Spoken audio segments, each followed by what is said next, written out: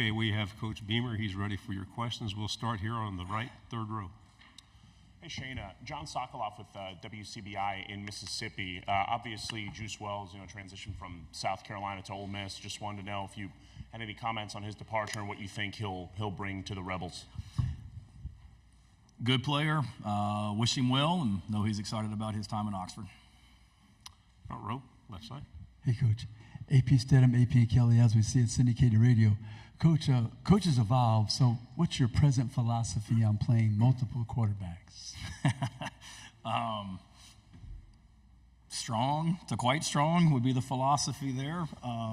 No, we've got a lot of athleticism at the position for sure. We played Lenore Sellers a little bit last year along with Spencer. We did that in the Kentucky game as well. Had a little package for Lenore's. It just so happens that this year we've got, multiple quarterbacks, and they all bring an athleticism element that maybe Spencer didn't have, that wasn't part of his game. So I think every Saturday you do what gives your team the best chance to be successful, but we're very fortunate that we have some quarterbacks that have athleticism and bring a, running element along with the throwing element to their game. Right side, front row. Mason Young with the Tulsa World. Shane, just curious for your thoughts on video replay being available on the sideline. What are the pros and cons of that, and how are you kind of looking at that going into this season? Pros and cons of what? I'm sorry.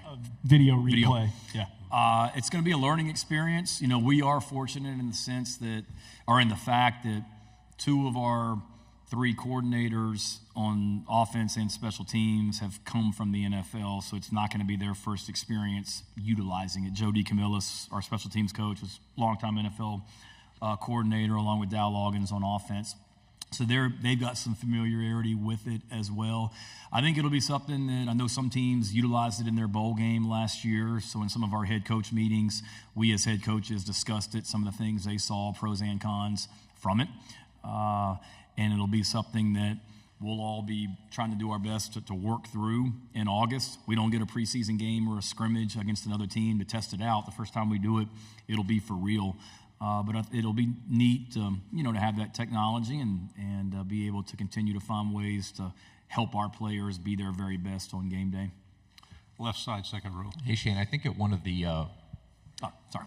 at one of the welcome home events, you mentioned that one of the big factors of bringing in Mike Shula was that he had worked with Josh Allen, is what you said, and Norris kind of fits that. Can you describe your thinking in that and bringing him in and what he can do for Lenoris? Yeah, I mentioned with Coach Shula, he had worked with Cam Newton in Carolina, and then he had worked with Josh Allen most recently with the Buffalo Bills. And, regardless of where Coach Shula had been or who he had most recently worked with, I would have wanted to bring him on our staff, period. I mean, he was the head coach at Alabama when I was an assistant coach at Mississippi State, and have known him for a long time. Obviously, we're both sons of coaches.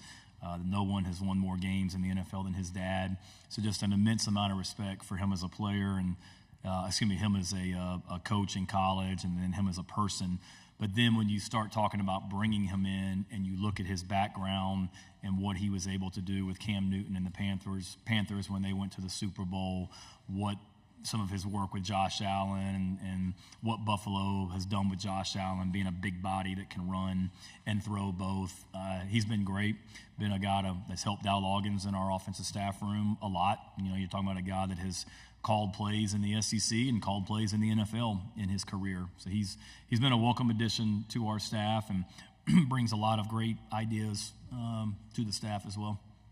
On the aisle on the right. Coach D. Jackson, CBS 42 in Birmingham. You mentioned your dad, and over the year or so, you guys were honored in Birmingham with the Saban Award. Can you talk about that and what Coach Saban has meant to you and what it was like for you and your family to be honored? And secondly, while I've got the mic, if you could give us a little background of what Robbie Ashford brings to the table for you guys this year as well. Yeah, first of all, with Coach Saban, it was an immense honor for my dad to be honored with the Saban Award and be able to fly over there for the night and be in Birmingham together as a family. Obviously, anytime you see your dad get honored with an award, it's pretty cool. But to be honored by Nick Saban was extra special, just because the immense amount of respect my dad has for Coach Saban, but what I have for him as well. It was different walking into SEC head coach meetings for the first time in February back in Birmingham, and him not being in that room because of what he's meant to college football and how much respect I have for him. And now he's one of you guys here at this event also. So that was a really cool night, and thanks to Coach Saban and Terry for honoring my dad on that. And then Robbie Ashford. Robbie has really grown and done a great job since he came to our program in January from Auburn. You talk about a guy that's a great young man, extremely athletic, hence his baseball career, what he's done as a football player. He started games at the SEC. He's come in and he's helped make Lenoris Sellers better, and Lenoris has helped make Robbie better. And just a really great addition to our program, great personality, great energy, and has done a really good job helping us get better already on and off the field. On the aisle, left.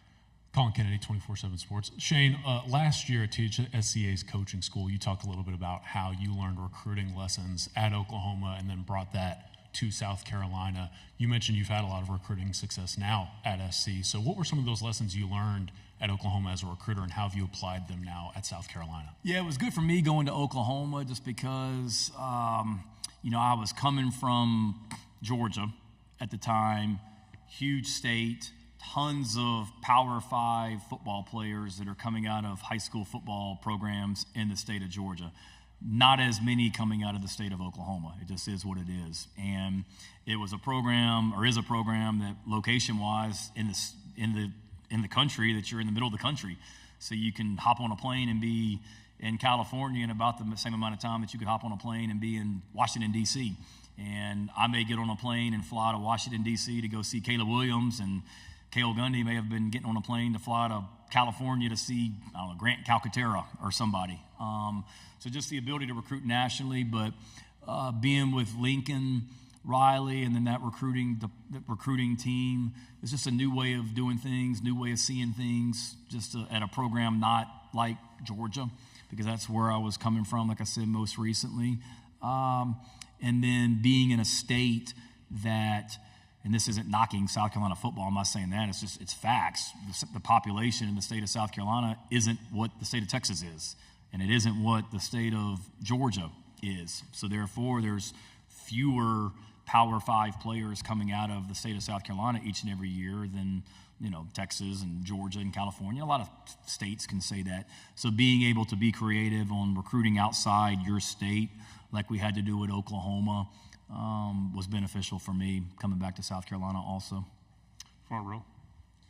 Shane, Brent's entering year 3 at Oklahoma. Can you talk just about the importance of year 3 and for you year 4 of just building that foundation, entering those year 3, year 4 in building your program at South Carolina and what Brent's doing at Oklahoma?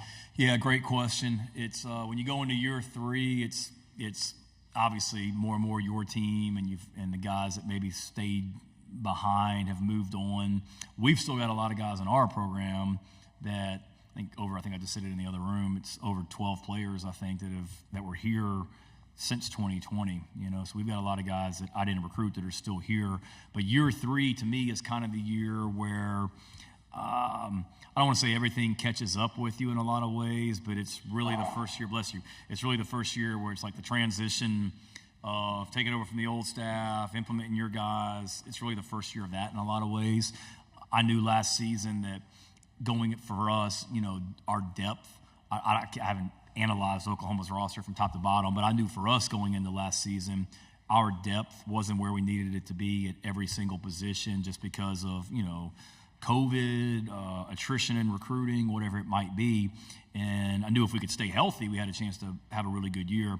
We weren't able to stay healthy, and the year didn't go the way that we wanted. But we got a lot of young players' experience and things like that as well. So I believe for him, year 3, I'm sure he dealt with some attrition when Lincoln left, and he had to come in and utilize the portal and also high school recruiting. And this is a year that, those guys that you first brought in, they're now going into their 3rd year of the program. He's recruited really, really well. Those are going to be young players on this year's team like we have. But then you also got we do a summer scouting report on every team. So we did do Oklahoma back in June as a staff, and I'm going through the roster, and I'm like, oh man, like Woody's still there, and there's Ethan. I can remember recruiting Ethan, us as a staff. So you've got guys that were there when he got there, but there's just not as many. But it's more his guys, and it's really laying the direction and the narrative for where they want to go going forward. On the aisle. Hi, Britton Ross, OU Nightly. I was just wondering, is there any kind of like emotion that you may feel whenever you guys return to Norman this fall? And then what do you think you're going to tell your team to kind of expect as they take the field? On the field, you'll play, physical, tough football team, obviously being led by Coach Venables. You're going into one of the greatest venues in college football. I don't think the buses come in by the Heisman trophies, but I mean, it's pretty cool. When I work there, you drive to work every day and you drive past all these Heisman Trophy statues. So, I mean, that's not normal at a lot of places. So I think we don't talk a whole lot about the venue or the atmosphere. They'll be excited to go out there as well and play a really good team. Emotions, I don't know. I've got some great memories from my time in Norman, some great friends that I made during my time there. So appreciative to Joe Harris and Joe Castiglione and Lincoln Riley for giving me an opportunity to go to Norman. We grew as a family, had a great time living there. I sit in the other room. My kids are disappointed that it's an early kickoff because they had all these plans for Saturday that they wanted to do. Now they don't get to because it'll be an early kickoff. But it'll be emotions just going into a place that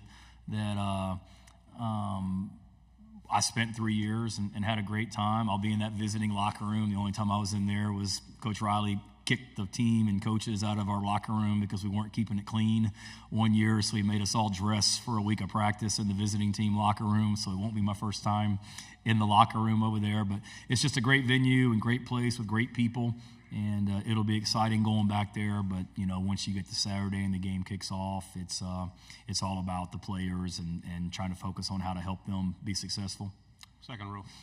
Coach Beamer, Corey LeBounty, WNSP 105.5, Mobile, Alabama. A year ago, I talked to you about Dawn Staley and the way that she affects recruiting, and that was prior to her going into an undefeated season. What's the best advice that you continue to get her and how she's continued to help you in your recruiting process? Best advice I give her or she's giving me? Both I don't know ways. if I'm giving her much advice. No, she's a great friend. Literally just traded some texts with her a couple days ago about some stuff. Dawn's fantastic. It's great for me to be able to just watch her coach, learn from her, go and watch her teams practice. Even last season, early on, I called and talked to her about some things, just not, coaching is coaching, coaching is teaching, and it may be different sports, but there's a lot of similarities. So there's a lot of things that I've learned from her, and she's a great friend. She's willing to do anything to help our program. We had a junior day back in January where we had about 20 recruits coming on campus, and I think 8 of them requested meetings with Dawn Staley.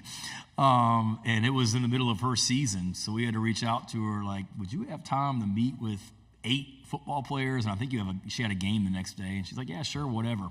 She would come to, she was involved in some of our recruiting weekends this year. She's been to my house to help with a recruit in the past, but we're also, she doesn't need my help, but she's asked me a couple times over the years to help her, with a recruit that might be on campus, and I'm willing to do whatever I can. So it's a great resource for me to have a coach like that's a colleague, to have a boss in Ray Tanner that won national championships as a baseball coach. We're all about South Carolina being great, and not, I've been part of some teams or some schools where it's very territorial. The football coach is all about the football team, and the tennis coach is all about tennis, but not at our place. It's a great environment where we all support each other, and Dawn's right at the top of that. Last 2 questions will go here, then in the back. Coach Beamer, Wyatt Nunn, KMOE 8 News.